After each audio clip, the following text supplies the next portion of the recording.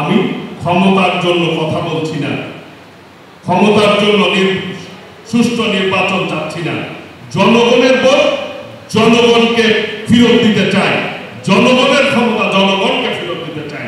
এই রাষ্ট্রের মালিক হচ্ছে এই দেশের জনগণ, এই জনগণের ক্ষমতা জনগণকে আমরা ফেরত দিতে চাই। আজকে নির্বাচন নিয়ে ষড়যন্ত্র হচ্ছে, যারা নির্বাচন নিয়ে ষড়যন্ত্র করছেন তারা দয়া করে এই দেশের মানুষের মুখের ভাষা বুঝতে হবে।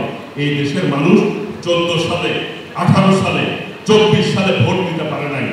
কাজেই এই দেশের মানুষ আগামী একটি সুষ্ঠু নির্বাচনের মধ্য দিয়ে একটি স্থিতিশীল বাংলাদেশ চায় সকলে। প্রিয় ভাইরা, সেই ভোট নিয়ে যখনই যে ষড়যন্ত্র করেছে তারাই কিন্তু জনগণের কাছ থেকে বিচ্ছিন্ন হয়েছে। কাজেই জনগণের জন্য যদি রাজনীতি করেন, জনগণের অধিকার জনগণকে ফেরত দিতে হবে, জনগণের সাথে থাকতে হবে।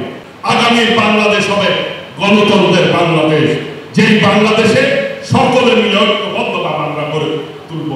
প্রিয় ভাইরা, এই টাঙ্গাইল বিগত দিনে একটি সন্ত্রাস কবলিত টাঙ্গাইল ছিল। অসংখ্য মানুষকে হত্যা করা হয়েছে, বিগত ফ্যাসিস্টরা করেছে, অসংখ্য মানুষ বন্ধুত্ব বরণ করেছে। এই টাঙ্গাইল আমরা ঐক্যবদ্ধভাবে নিরাপদ টাঙ্গাইল গড়ে তুলতে চাই।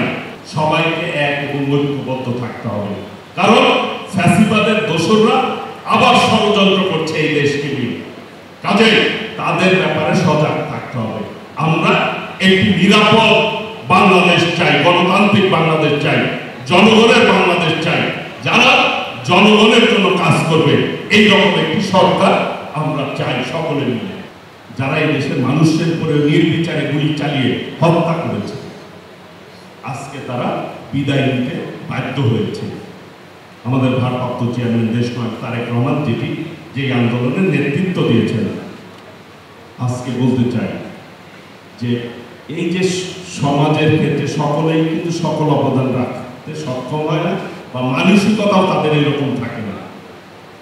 আমাদের নেত্রী দেশনেত্রী বেগম খালেদা জিয়া সবচেয়ে যে কয়েকটা পদক্ষেপ নিয়েছিলেন রাষ্ট্র ক্ষমতায় যখন ছিলেন, তিনি প্রত্যেকটি মানুষের প্রয়োজনে এবং মানুষের কল্যাণে পদক্ষেপ নিয়েছেন। এই নারী শিক্ষার যে জাগরণ হয়েছে, অবৈতনিক শিক্ষা ব্যবস্থা আমাদের নেত্রী দেশনেত্রী বেগম খালেদা জিয়া প্রথম চালু করেছে। আমাদের নেতা, আমাদের আদর্শের জন্য শহীদ রাষ্ট্রপতি জিয়াউর রহমান, যিনি জীবনের মায়া ত্যাগ করে দেশপ্রেমে উদ্বুদ্ধ হয়ে এই দেশের স্বাধীনতার ঘোষণা দিয়েছিলেন, ফিল্ডে যুদ্ধ করে দেশ স্বাধীন করেছে। আমরা তার অনুসারী। আমাদের ভারপ্রাপ্ত চেয়ারম্যান দেশনায়ক তারেক রহমান, যিনি বিদেশে থেকেও এই ফ্যাসিবাদের বিরুদ্ধে আন্দোলন করেছেন এবং আপোষ করেন নাই এই সংগ্রাম করতে যে ফ্যাসিবাদের সাথে। আজকে আমাদেরকে ঐক্যবদ্ধ হতে হবে। যারা ফ্যাসিবাদ বিরুদ্ধে আন্দোলন সংগ্রাম আপনারা এই দেশের মানুষ আপনারা করেছেন, সমর্থন করেছেন, রাস্তায় নেমেছেন,